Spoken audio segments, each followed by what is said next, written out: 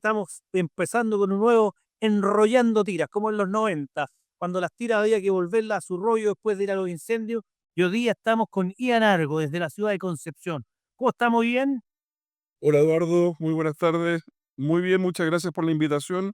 Un gusto poder compartir este espacio de conversación bomberil de los años 90, así que feliz. Sí, más que de los 90, lo que nos llama a nosotros se llama enrollando tiras porque eso hacíamos en los 90, pero lo que hacíamos más cuando enrollábamos la tira era copuchar, conversar, analizar el incendio, esos cuentos y historias que van quedando en los bomberos que no hacen los bomberos que somos hoy en día. Es decir, hoy en día la gran gracia del cuerpo bombero de todo Chile, de los 314 a lo largo de Chile, 57.000 más, 57.000 bomberos voluntarios, es que existe esta confradía, esta complejidad en la conversación, los voluntarios más antiguos le van contando a los nuevos, y lo que estamos tratando en esta breve reseña es eso, que nos cuenten historias, que nos cuenten qué está pasando, y partamos para que todos te conozcan y los auditorios nos puedan ir sabiendo quién es Ian Argo. Entonces, ¿en qué ciudad? ¿Qué cuerpo? Cuéntanos a cuántos años de antigüedad, y ahí vamos entrando un poco en materia.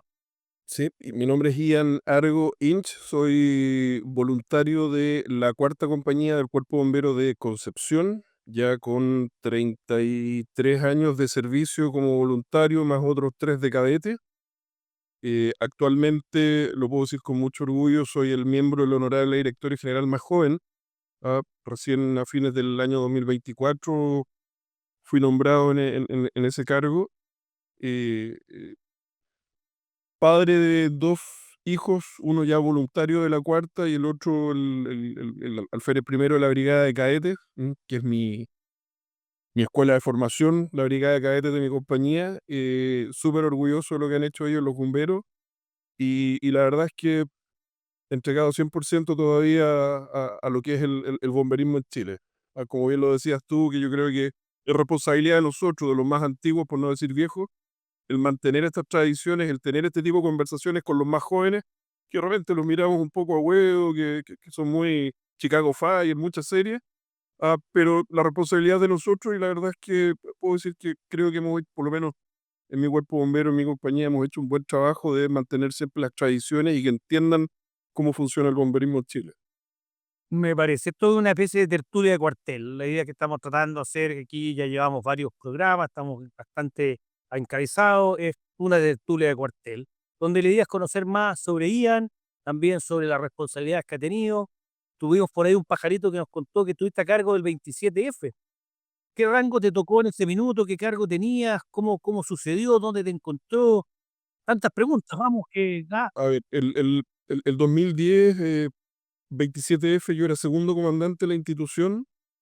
Esa madrugada de día sábado, eh, yo creo que eran los últimos días de vacaciones, estaban todos regresando y todavía medio aprovechando los últimos días. Y me tocó hacer cargo efectivamente porque el comandante de la época, Marcelo Plaza, con el cual después me tocó compartir él como superintendente y yo como vice, hacían muy buen equipo hasta el día de hoy, seguimos haciendo cosas en conjunto los bomberos. Y él lamentablemente quedó al otro lado del puente, en San Pedro, así que las primeras horas de emergencia tuve que hacerme cargo yo. Yo creo que como muchos bomberos, el primer problema fue cómo salir de la casa. Me refiero tanto físicamente como por el permiso de la época, de poder conversar con mi señora, a pesar de que era un tema que lo habíamos conversado millones de veces, pero era una conversación que nunca había llegado al término de poder llegar a las conclusiones y a los permisos finales. Y la verdad es que ese día fue muy fuerte. La verdad es que yo pensé que la casa, yo estaba en una casa recién construida que era 100% de hormigón. La verdad es que estábamos en el tercer piso de la casa, yo pensé que la casa se iba a partir y se iba a caer. Esa era la sensación. Y en algún momento, de esas cosas que uno lo van marcando, tenía mi uniforme nuevo, nosotros recién habíamos vuelto a asumir como comandante y para poder estar en norma teníamos que comprar casacas de Nomex blancas y eran carísimas, por lo tanto tomamos la decisión en ese momento estábamos equipando al cuerpo bombero y era poco consecuente el hecho que nos gastáramos esa cantidad de casacas en 4 uniformes para comandantes, si con eso podíamos vestir prácticamente a 16 bomberos. Por lo tanto, optamos por ocupar uniforme negro y mandar a hacer un peto de color blanco más el casco blanco. Y ese mismo día me habían entregado el uniforme nuevo, por lo tanto yo lo tenía en la sala estar, no lo tenía en el auto. Por lo tanto, cuando dejó de moverse todo esto, salté dentro de la jardinera, pude abrir la ventana del balcón de la casa y empezar a tratar de tomar contacto radial con la central, que al tercer o cuarto llamado que le pegué por radio me contestó llorando, y me decía que se le había caído todo, qué sé yo, y yo dije, perfecto, o sea, uno, está viva la central, y dos, tengo comunicación, por lo tanto le dije que se calmara y que aplicara el procedimiento que nosotros teníamos establecido, que era abrir los parlantes, comunicarse con todos los cuarteles para saber el estado, sabiendo que lo más probable es que íbamos a tener problemas en algunos cuarteles. Efectivamente tuvimos problemas en varios cuarteles, de los cuales hubo dos cuarteles que no pudieron sacar los carros, por ejemplo, porque se les cayeron las fachadas y hubo que hacer todo un trabajo de horas para poder despejar las salas de máquina para poder sacar los carros. Uy, Ian, detengámonos un poco, pero detengámonos en algo muy importante que dijiste, que nos pasa a los bomberos voluntarios, o sea, conversa con la familia, porque todos dicen, claro, qué bueno que llegaron los bomberos, pero los bomberos dejan atrás a su familia, que seguramente estaban en la casa nerviosos, venían réplica, y cómo se maneja esa situación hoy día para los más jóvenes también que nos escuchan y para algún civil que escuche también aquí el programa. Antiguamente nosotros teníamos un curso muy bueno que se llamaba Psicología de la Emergencia. Y yo creo que un poco lo que apliqué en ese momento fue de apelar y yo hago una revisión rápida de la casa, de esta casa nueva, gracias a Dios estaba todo impecable, no había pasado nada. Y cuando estoy listo para salir, la pregunta fue, ¿para dónde hay? Y mi respuesta, está la escoba afuera, o sea, tengo que ir. No, pero es que nosotros, que los niños, qué sé yo, y rápidamente aplico psicología y le pregunto, ¿cómo estarán tus padres? ¿Estarán bien tus papás? Y la dejé inmediatamente, y yo dije, yo me comprometo a ir a la casa de tus papás, a ver cómo están, avisarle que nosotros estamos bien, y con eso quedamos todos tranquilos. Y ese fue el free pass que tuve y me dejaron salir inmediatamente.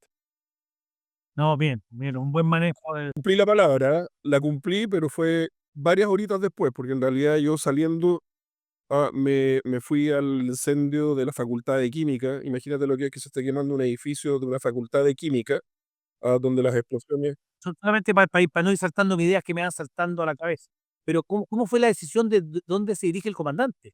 Porque estaba la crema en todos lados, tenían los cuarteles, tenían la central, yo creo que tenían una logística conversada, como hoy día tienen los POE y otras actividades que están haciendo a nivel de cuerpos. Pero ¿cómo fue en ese minuto la decisión de dónde ir? Una vez que la central hace el chequeo de todos los cuarteles y me da la situación, me acuerdo que le pedí que se comunicara inmediatamente con el Cuerpo Bombero Talcahuano para ver si había alguna alerta de tsunami. Yo me acuerdo cuando yo ya voy en el vehículo hacia el centro, me llama la central y me dice que Bomberos Talcahuano indica que no hay alerta de tsunami, y yo le pedí que llamara nuevamente porque no me cuadraba que con este movimiento no, y estando al lado de la costa nosotros, no hubiese un tsunami. Y por segunda vez, lo mismo que se sabe, digamos, a nivel nacional, el CHOA indicó que no había riesgo, por lo tanto yo me olvidé de eso, y la central me indica que ya teníamos despachadas unidades a un incendio en la Facultad de Química en la Universidad de Concepción. Y yo cuando salgo me doy cuenta que el resplandor y las explosiones se escuchaban. Yo vivo, en ese tiempo vivía cerca del aeropuerto de Concepción, y la Universidad de Concepción está al otro extremo, y se escuchaban. Obviamente que había una polución, había polvo por todos lados, era una boca de lobo, no se veía nada, porque estaba todo el polvo en suspensión, más una nubosidad media rara que había. Por lo tanto, uno tenía que andar en el auto con mucho cuidado, con las ventanas abiertas para poder sentir los escapes gas, para no meterse dentro de un bolso gas, y haciéndole el quite a los postes y a todo lo que había en el suelo. Yo por suerte tenía mi auto, que era un 4x4, que la noche anterior lo había llenado con petróleo, por lo tanto tenía el auto full disponible para poder utilizarlo. Y dentro de estas primeras coordinaciones me voy a este incendio que, por el hecho de ser la Facultad de Química, podía revertir obviamente un riesgo altísimo para la comuna. Por lo tanto, es al primer lugar que yo me dirijo, y ya haciendo coordinaciones con otras emergencias que teníamos por todos lados. Sí. Oye, y al final empieza también el tema del famoso edificio que fue el emblema, porque hay que recordarle a todos los que nos están escuchando que el terremoto del 27F 2010 no solo fue el terremoto que afectó Concepción y parte del centro de Chile, sino que fue el centro neurálgico de la emergencia, fue la ciudad de Concepción. Y estamos ahora con Yanargo aquí que nos está contando esas partes, digamos. Mira, Eduardo, yo creo que más la verdad es que el nivel de daño en Concepción, si bien es cierto, el casco histórico cayó completo, que ya no era mucho lo que quedaba. eh, Parte había quedado delicado para el terremoto del año 81 y del año 60 que no teníamos uno acá en la zona. Pero era un área más antigua de Concepción que sufrió muchos daños, pero en términos generales Concepción soportó bastante bien. Si tú me preguntas hoy día con los años, la verdad es que nosotros no debiésemos haber sido el foco de atención. Había lugares como Dichato, Constitución, que la verdad es que lo pasaron mucho peor que nosotros.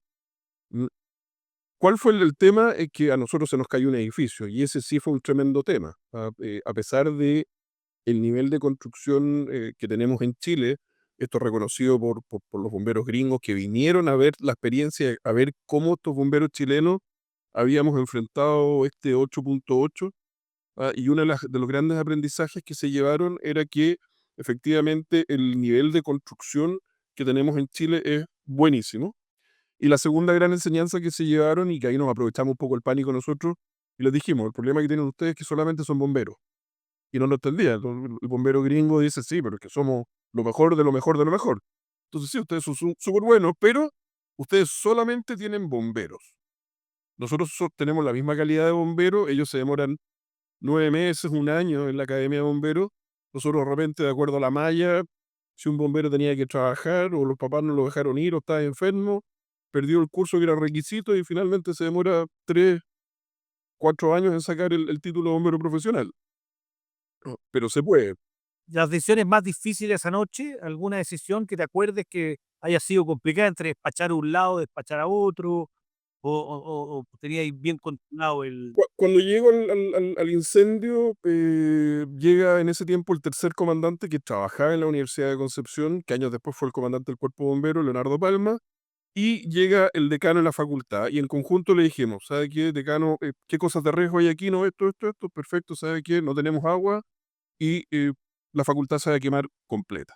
Lo que vamos a evitar es que el incendio se pase por otro lado, pero el edificio de la facultad se va a quemar completo. Y en ese momento le pido a Leonardo que se vaya a la central a coordinar, como yo tenía un vehículo con capacidad de petróleo y alto, y yo me dediqué a recorrer Concepción para todos lados, verificando, revisando. Tuvimos 11 incendios simultáneos. Me tocó llegar a evaluar incendios en que yo me bajaba, revisaba, juntaba a la gente y le decía, se va a quemar desde esa casa hasta esa casa, por lo tanto, empiezan a sacar todo el tiro porque no hay bomberos, no hay agua, no hay nada. Y la gente la verdad es que lo entendía. Pero igual son todas decisiones muy difíciles de ir tomando, más cuando uno es la autoridad máxima en ese minuto. Y así lo entendían porque la verdad es que los carros, una vez que salen de los cuarteles, todas las compañías empezaron a trabajar en rescates menores en su sector. Alcanzaban a avanzar un par de metros y lo paraban, que se cayó el techo, que está mi mamá, que está mi abuelita, que están atrapados, que... Y Bomberos empezó a trabajar inmediatamente, pero finalmente no podían ir avanzando. Es por eso que la información del edificio de Alto Río a nosotros nos llegó tarde, porque se escuchaba el comentario que había caído un edificio, pero nadie sabía dónde, no había información muy clara. Yo recuerdo haber pasado cerca del Alto Río, me detuve en la Plaza España, no sé si lo alcanzaste a conocer, que en esos años era como el sector emblemático de los pubs en Concepción. Ah, perfecto, sí, ya sé cuál es. Cerca, ahí donde está hoy día está el Gore, algo me imagino que te han contado. Y está en la comandancia, pues. Claro, y estaba, no, esa es la Plaza Perú.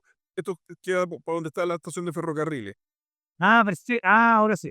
Ya. Y esa plaza, los pubs estaban todos cerrados, muchos de ellos con muchos daños, y toda la cabrería salió y se juntó en esta plaza, sacaron el trago que había y se pusieron a tomar en la calle a esperar a que amaneciera para poder empezar a caminar a las casas. Por lo tanto, uno iba evaluando en distintos lugares y lamentablemente en muchos lugares que íbamos nos encontrábamos con personas fallecidas, que las íbamos reportando solamente sin poder hacer más, porque en ese momento la prioridad era obviamente no la recuperación de cuerpos, sino que el rescate de personas vivas. Oye, y si tenemos que entender que estábamos en una ciudad sin luz, sin agua, ¿los grifos tenían agua o también no había agua en los grifos? Se pudo sacar, por ejemplo, por el incendio de la Facultad de Química, el agua residual que quedó en las cañerías, en las pocas cañerías, porque recordemos que todas estas son cañerías antiguas, la mayoría de cemento, que con el movimiento se quebraron, por lo tanto no teníamos sistema de red. ¿Qué ventaja tiene Concepción? Que tenemos muchas lagunas y ríos cercanos. Por lo tanto, se establecieron puntos de abastecimiento. En esa época no se conocía lo que es el PAS, ni el PAD, ni nada de eso.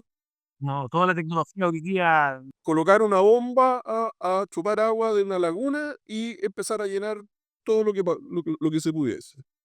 Y la verdad es que funcionamos bastante bien. oye, ¿cómo reaccionó la comunidad frente a lo que tú decías recién? Hablaba ya hace unos minutos que reaccionó bien, pero en el fondo en la impotencia de que se estaba quemando una casa y tú tenías que decirles: "Ay, que ya no hay más recursos y estos son los que hay y señora, se va a quemar de aquí hasta acá, saquemos los muebles, tratemos de salvar de aquí para allá", pero en las circunstancias que hoy día nos encontramos no se va a salvar su casa, cosa que es difícil decirle a alguien. Sí, yo creo que es como todos los que hemos tenido mando, que nos ha tocado llegar a tratar de tranquilizar una familia. Yo creo que la peor pregunta que uno puede hacer es cómo está o cómo se siente. La verdad es que es una pregunta, pero sí lo importante es traspasar y decirle, ¿sabe qué? La cantidad de incendios que he ido yo y de gracias de que están todos vivos. Por lo tanto, privilegiemos la vida. Ustedes en su casa salieron todos, no les pasó nada. La casa lo más probable es que se va a quemar porque no tenemos bomberos, no tenemos carros, no tenemos agua. Apenas podamos despachar algo, lo vamos a hacer, pero si se llega a quemar, ah, toda su gente está a salvo. Por lo tanto, eso es lo más importante porque hoy día la prioridad es salvar a las personas que están atrapadas para que no mueran. Y la gente lo entendía. Oye, Ian, y las enseñanzas, porque tú después fuiste vicesuperintendente, ocupaste otros cargos, ¿cómo fue evolucionando dentro del Cuerpo Bombero de Concepción, dentro de los bomberos de Chile? ¿Cómo sientes tú que el terremoto del 2010 nos marca como experiencia para adelante? Vienen los POE, viene mucha hoy día, como decías tú, hay todo un instructivo de lo que son, Por ejemplo, empezaron a llegar apoyos de distintos cuerpos bomberos sin haber coordinaciones. Nos llegaron de todas partes del mundo a gente que quería trabajar y que la verdad es que ya no había nada más que hacer. Y uno de los grandes problemas en esa época, por ejemplo, las comunicaciones. ¿Mm? Nosotros, por ejemplo, siendo vecinos con el cuerpo bombero talcahuano, ocupábamos códigos completamente distintos. Ellos ocupaban el código Q, nosotros hablábamos con el código de número. Y llegaban apoyos, por lo tanto, inmediatamente lo primero que hubo que decir es, todo lo que es comunicación radial se hace con palabras para poder entendernos, siendo todos bomberos chilenos, pero hablábamos distintos idiomas. Y eso es algo que hoy día ya cambió y a nivel nacional ocupamos todas las mismas claves. sí, absolutamente ocurrió eso a nivel nacional. Hoy día Santiago habla lo mismo que Ñuñoa y Conchalí, y antes no se hablaban, antes eran distintas las claves, tanto la denominación de los carros era distinto también. Así que bien, es un gusto muy grande de lo que acá. Un puntazo, digamos, que pudimos y que hoy día nos facilita la vida a todos. Dos, el tema de las frecuencias. Si bien es cierto, teníamos muy limitada la cantidad de frecuencias, pero efectivamente teníamos una frecuencia que se ocupaba a nivel nacional, que era la 5.2. Y eso permitió que Bomberos fue de las pocas instituciones que tuvo comunicación para todos lados. ¿Por qué? Porque un cuartel, la central de Concepción llamaba a Penco, Penco llamaba a Lirquén, Lirquén llamaba a Tomé, Tomé se comunicaba con... Y así hasta que llegábamos con las comunicaciones a Chillán a todos lados para saber cómo estaba la situación. Y ese también fue un tremendo plus porque Bomberos no perdió las comunicaciones. Una de las grandes enseñanzas que hoy día tenemos que traspasarle es esto.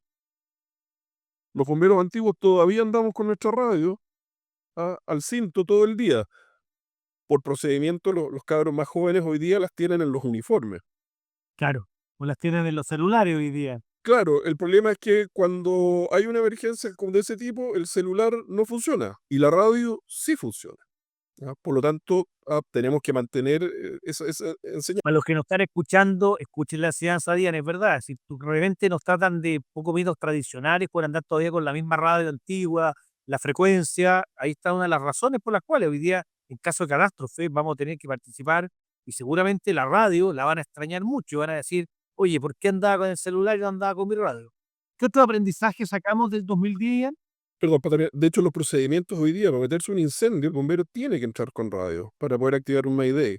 Por lo tanto, si no lo anda trayendo al cinto, lo tiene que tener en el uniforme. Está frito. Tiene que tener radio. Y el otro aprendizaje importante fue efectivamente poder tener procedimientos. Concepción en ese momento no tenía procedimiento. Había, pero cosas muy, muy, muy ligeras, muy básicas. Y posterior a eso, sí, se establecieron los procedimientos y nosotros el año 2010, durante el transcurso del año 2010, dejamos prácticamente todos los procedimientos armados y operando en Concepción. Y lo otro muy importante es que se empezó a hablar de organización a nivel nacional, cosa que tampoco nunca se había hecho. Fue fundamental el trabajo que hizo Cristóbal Goñi, que era el comandante de Santiago, una vez que lo pudieron sacar de su departamento, porque quedó atrapado en su departamento. Cristóbal empezó a gestionar recursos y una serie de cosas, y eso hizo que posterior a eso, el año 2010 y el 2011 particularmente, me tocó viajar a Santiago en representación del Cuerpo Bombero para poder trabajar en una estructura nacional, donde tuviésemos lo que hoy día conocemos como el GTO, donde tenemos puntos focales, ah, y por lo tanto hoy día estamos preparados de una forma distinta como aprendizaje de lo que ocurrió el 27 de febrero del 2010. Oye, yo tengo poca experiencia en eso, pero ¿los comandantes regionales ya existían en el 2010 o se crea producto de todo esto también? No, en esa época no había comandantes regionales, y la verdad es que muchas veces la gente dice, no, que los cuerpos bomberos son completamente autónomos, y es verdad, cada cuerpo bombero es autónomo, pero pasaba, a modo de ejemplo, incendio forestal y que un cuerpo bombero más chico empezaba a pedir apoyo a Concepción y Concepción empezaba a mandar de goteo carros. Y cuando se le acababan los carros, le empezaba a pedir a Talcahuano. Entonces, Concepción quedaba sin carro, después Talcahuano quedaba sin carro y todos iban quedando sin carro. No había nadie que coordinara. Entonces, hoy día, esto de la figura del comandante provincial y el regional, cuando hay una emergencia más o menos, llaman al comandante y le dicen, comandante, ¿necesita apoyo? Sí, ok. Yo organizo el apoyo, entonces le dice, Concepción necesito 2 unidades forestales y 2 cisternas. Talcahuano necesito lo mismo. Y va pidiendo y va mandando batallones ordenaditos sin dejar a nadie desprotegido, y en forma organizada. Y en ese sentido yo creo que ha funcionado muy bien. Y los comandantes que le ha tocado cumplir esta función han entendido que no es un tema de mando, es un tema de coordinación, que es distinto. Somos bien celosos los bomberos, y no nos gusta que se nos vengan a meter a nuestro terreno, pero yo creo que hemos profesionalizado harto, como dices tú. En su libro Miguel yo creo que lo refleja bastante bien. Em, ya no somos chicos buenos, somos profesionales en la emergencia y seguimos trabajando para eso. Y yo creo que todas estas coordinaciones sí o sí sirvieron para que podamos tener un mejor servicio hoy día. Sí, yo creo que el gran aprendizaje del 2010, como decís tú, es que quedó un servicio mucho mejor hacia la comunidad, mucho más coordinado. Los bomberos nos unimos más también. Yo siento, yo tengo la gracia de tener amigos casi en los 314 cuerpos. Cuando uno parte en los bomberos, te pasa, no sé si te pasó también a ti, Ian, que uno es como parte de su compañía. Uno después pasa a ser teniente o capitán para pasar a ser un poquito más de tu cuerpo. Pero cuando tenéis la oportunidad de crecer un poco más por X motivo, y al final lográis conocer gente de Concepción, de Viña, de Cuerpo Chico, de Valdivia, de Puerto Montt, de Coyhaique, de Aysén, y de Puerto Montt, de Punta Arena o Arica, te da una visión de bomberos mucho más globales. Realmente somos 57.000 bomberos a lo largo de Chile, y en cada cuartel se vive algo muy similar, muy parecido entre lo que tú vives en Concepción, en tu cuartel en la Cuarta, lo que yo vivo en la 13, en Santiago, o lo que vive un cabro que está partiendo en Copiapó o en alguna ciudad pequeña de Chile como un cuerpo que podría estar partiendo, pero al final todos tienen la misma idiosincrasia de querer servir, querer ayudar, y parece que todo el 2010 fue el día en el cual se desató esta parte de este gran terremoto, esta gran idea de transformar a Chile en un gran cuerpo de bomberos, más que 314 cuerpos por separado. Sí, yo creo que, o sea, sin duda, el aprendizaje del 2010, nosotros particularmente en Concepción tuvimos algo que marcó, que fue el 2005, un temporal de lluvia y viento donde hubo una luz, cayeron 3 casas, quedó gente atrapada y Bomberos estuvo toda la noche trabajando en conjunto con Carabineros y SAMU. Toda la noche, con un temporal, pero y eso a Bomberos les dijo: "¿Saben qué? Esta cuestión se va a repetir, de repente va a llegar un terremoto". Nosotros teníamos un voluntario que era de la tercera compañía del Cuerpo de Bomberos de Concepción, que era experto en el tema de sismología y hacía clases por todo el mundo. Y justamente cuando fue el terremoto, él no estaba acá porque estaba viendo en Estados Unidos el tema de las boyas para poder detectar tsunami. Y él cada vez que hacía una charla, no recuerdo el nombre de él, pero cada vez que terminaba la charla decía, y queda un día menos para el terremoto, porque sabía que venía. ¿Mm? El tema es que después de esta emergencia que tuvimos en el 2005, Bomberos en Concepción dijo, ok, tenemos que empezar a prepararnos. Y hubo compañías que se empezaron a especializar en el tema GRIM, hubo muchas compañías que se metieron en el tema de rescate pesado, que en ese tiempo no se conocía como fuerzas de tarea, nada. Se postuló a un proyecto importante, se trajeron equipo, se capacitó al personal, vinieron de Estados Unidos a capacitar acá, ocupamos las ruinas de lo que era la CCU en Concepción, ahí en Pedro Valdivia. eh, Hubo otra compañía que trajo un instructor inglés de rescate vehicular pesado. Por lo tanto, todo eso se conjugó a que cuando tuvimos el terremoto, la verdad es que ya había varias cosas preparadas. La verdad es que en el Alto Río improvisamos un puesto mando con una pizarra de un carro, con un plumón, y armamos un sistema de comando de incidente, que en ese tiempo no era tan conocido, pero nosotros ya lo manejábamos, y empezamos a organizar la emergencia. Me acuerdo que el primer encontrón que tuve fue con el médico regulador que estaba de SAMU en el Alto Río, que yo me acerco, le pregunto cómo está su familia, qué sé yo, y le pido que por favor paremos la maniobra para conversar un rato. Y la verdad es que me subió y me bajó y me dijo, pero ¿cómo se te ocurre? Si tengo gente atrapada, qué sé yo. Entonces, yo que para algunas cosas soy un poquito irónico, le pregunto, le digo, perdón, ¿tú eres ingeniero? Entonces me dice, te acabo de decir que soy médico. Le dije, perfecto, ingeniero calculista, constructor civil, me imagino. Entonces me dice, no, soy médico. Entonces le dije, entonces no tienes idea de construcción. Y el edificio que está al lado, que no se cayó, no tienes idea en qué condiciones están.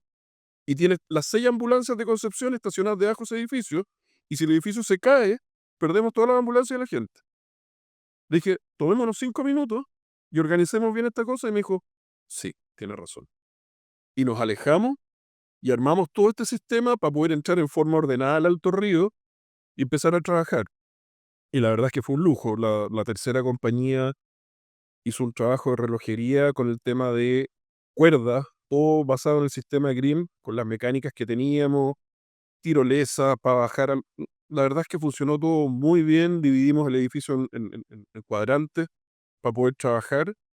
Y dentro de las primeras 12 horas habíamos rescatado prácticamente a todos los vivos. La última persona viva la sacamos a la hora 18, que fue el último vivo que pudimos sacar. Y después ya era ir marcando la recuperación de cuerpos, que se nos iba a complicar un poco más. Y ahí ya llegó en apoyo Puerto Montt, con gente que tenía experiencia, lamentablemente sin mucho equipamiento, privilegiaron más traer gente que equipo. Y, y después ya llegó la Fuerza Tarea del Cuerpo Bombero Santiago, metropolitano, digamos, que venían con la experiencia de lo vivido en Haití, que venían equipados completos, con una logística maravillosa.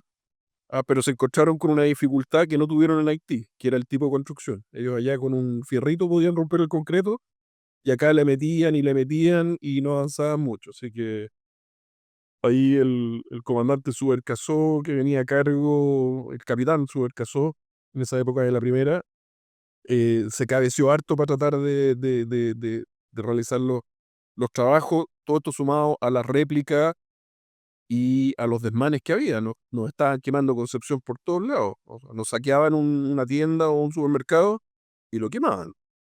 Por lo tanto, y apagar todo este tipo de cosas sin agua o con déficit de agua, la verdad es que era bastante complejo. Oye, y si tuviéramos que comparar esta catástrofe con otras catástrofes que han ocurrido anterior o posterior, ¿estamos a un nivel de comparable con qué? ¿Con el incendio del 2010? 2017 forestal, más menos o realmente no tiene comparación. Yo creo que no tiene comparación. Si bien es cierto, el tema de los incendios forestales del 2017 fue muy fuerte, ah, pero uno a esa altura, 2017, ya teníamos muchas compañías preparadas, teníamos equipamiento especial, y lo más importante, teníamos a todos los bomberos operativos para poder ir en ayuda. No se nos estaba quemando el centro de Concepción, se nos estaba quemando las afuera, digamos, los vecinos. Am, y el terremoto nos afectó a todos, desde dejar cuarteles en el piso, equipo, carros que no podíamos utilizar, y lo que conversábamos en un principio, el cómo mantengo yo a los bomberos trabajando sin parar, si empezó a escasear el agua, empezó a escasear la alimentación, y los bomberos tenían que volver a sus casas. Por lo tanto, muy sabiamente el comandante Marcelo Plaza, que a esa altura ya había tomado el mando completo, y armamos un sistema de comando donde yo quedé a cargo de todo lo que tenía que ver con rescate, otro comandante se quedó a cargo de todo lo que era incendio y hazmat, y un comandante a cargo de todo lo que era el área de logística. Em, y pudimos organizar de muy buena forma, digamos, el trabajo para poder no entorpecernos. Y Marcelo en ese momento tomó una decisión de empezar a dejar las compañías fuera de servicio por 24 horas. Debo reconocer que yo al principio no le entendí la idea. Yo le decía, pero Marcelo, mira la escoba que hay, ¿cómo vamos a parar? Entonces me decía, hazme caso, la gente está cansada. Y en ese intertanto hicimos una gestión con el ejército. En ese tiempo el general que estaba acá a cargo de todo, le hicimos una solicitud y nos hicieron llegar, no recuerdo, creo que fueron alrededor de 800 cajas de alimentos, que las pedimos en prioridad para los bomberos. Por lo tanto, cada bombero que se iba a su casa se iba con una caja de alimentos, porque los bomberos no les habían dado nada.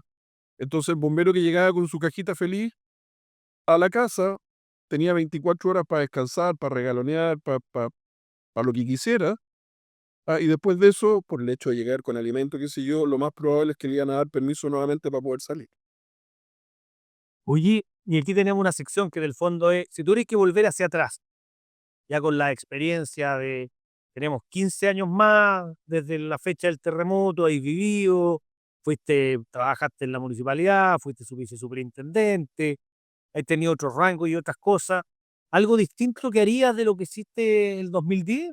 Como para ir, ahí seguían del día anterior, del 26, para decirle, ojo con esto. A ver, yo creo que el actuar sería más o menos el mismo, ¿eh? No cambiaría muchas cosas. El resultado yo creo que sería mucho mejor porque efectivamente, como bien lo decías tú, hoy día estamos mucho más preparados los bomberos. Tenemos mucho mejor equipamiento. Hoy día privilegiamos mucho más el tema de la capacitación y la práctica de los bomberos, eh, esperando que no fuera una emergencia tan grande, pero y lo otro que hoy día tenemos procedimientos, cosa que en la época no teníamos. Entonces, todas estas cositas que hemos venido conversando, tener a nivel central organizado el tema, tener comandantes regionales y provinciales que coordinan, tener todo un sistema a nivel nacional, hablar el mismo idioma, tener un mejor sistema de comunicaciones radiales, sin duda nos debiese llevar a tener un mejor resultado. Nosotros nos enteramos el día siguiente, o sea, en la mañana yo estaba en el cuartel de carabineros esperando a echar una reunión, y ahí me enteré de que había habido un tsunami en Talcahuano. Porque yo después de haber hecho las dos preguntas, yo me olvidé y me tiré de cabeza a trabajar.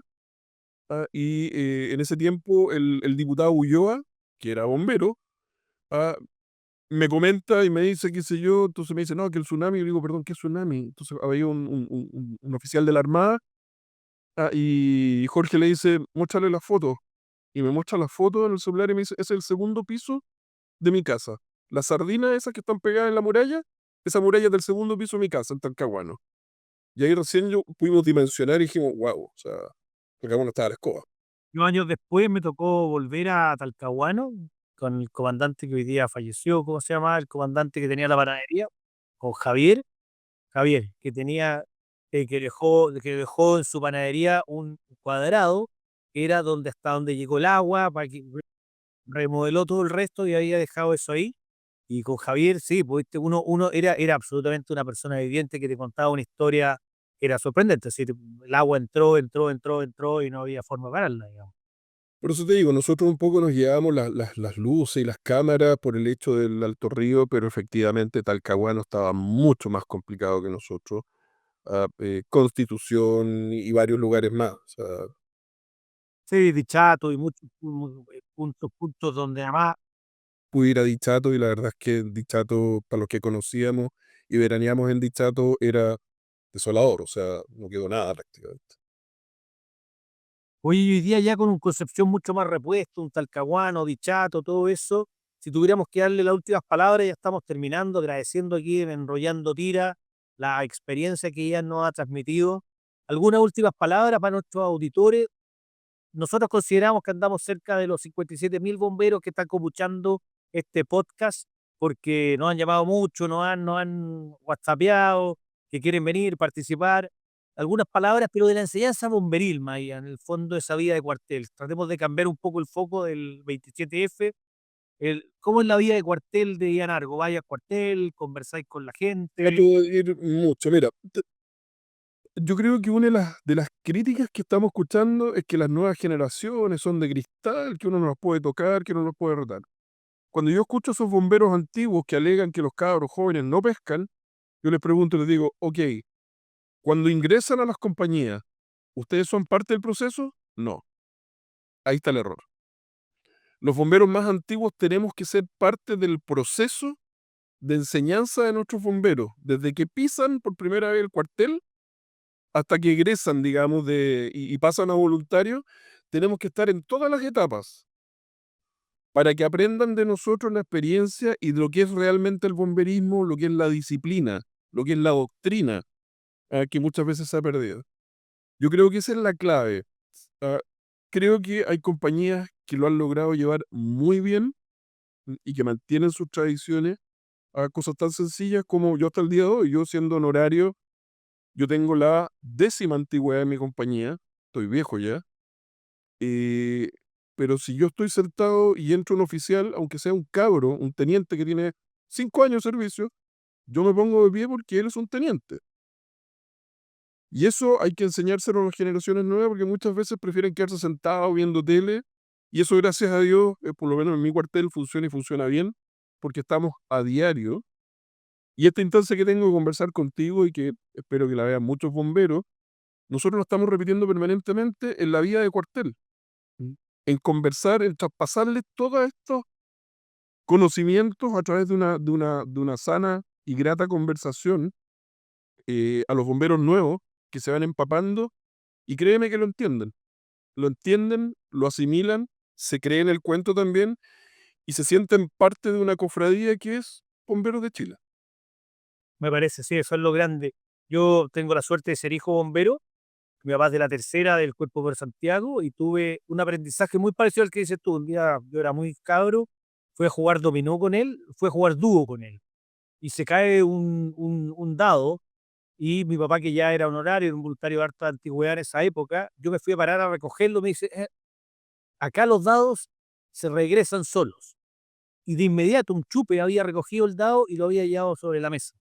Y eso demuestra muchas cosas, no es solo el dado, el fondo es el respeto a la antigüedad, a la visita, que era muy yo en ese caso, porque soy de la 13, está ahí, pero ese dado que solo vuelve a la mesa es un ejemplo claramente de las tradiciones bomberiles y de ese cariño por el más antiguo, pero como muy bien dice Ian, tenemos la obligación de transmitirle a los cabros jóvenes, porque si no, no nos podemos quejar. Si nosotros no le contamos a la gente joven lo que hicimos, y cuando fuimos a los incendios, cómo aprendimos, cómo evolucionamos, cómo cambiamos desde enrollar la tira a tener hoy día camas de manguera y un montón de tradiciones o métodos de operación, que muy bien decía Ian ahí.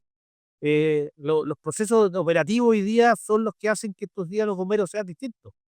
Así que queremos agradecerte, Ian, por este tiempo. Van a seguir habiendo programa. Vamos a ver si tenemos la oportunidad de contar contigo de nuevo. Así que muy agradecido de haber estado conversando el 27F. Muchas gracias, Eduardo. Si me permite hacer el último comentario solamente. ¿Dónde creo que tenemos que poner la ficha? En las brigadas juveniles. Las brigadas de cadetes son el semillero que nosotros tenemos, podemos amoldar a un joven a la medida de nosotros.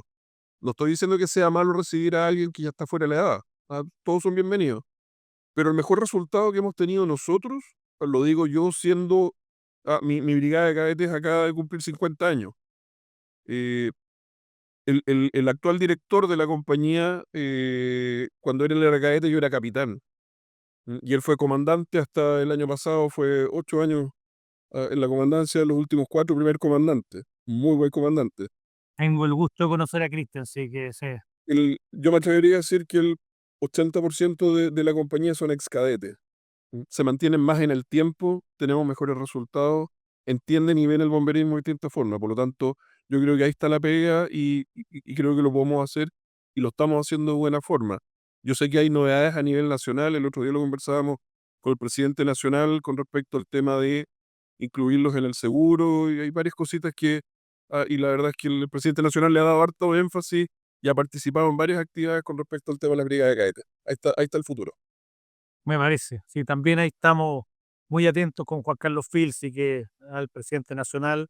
De los 314 cuerpos de bomberos, más de 2.700 compañías a lo largo de Chile, 57.000 bomberos escuchándonos. Muchas gracias, Ian. Esto es Enrollando Tiras, donde nos recordamos de que antiguamente había que enrollar esa manguera, lavarla, limpiarla, tenerla lista y saber lanzarla, que era muy importante, porque el que no sabía lanzar una tira, la verdad es que es indigno de para un bombero no saber lanzar una tira. Así que muchas gracias. Eso es todo. Nos vemos, Ian. Muchas gracias. Muchas gracias, Eduardo.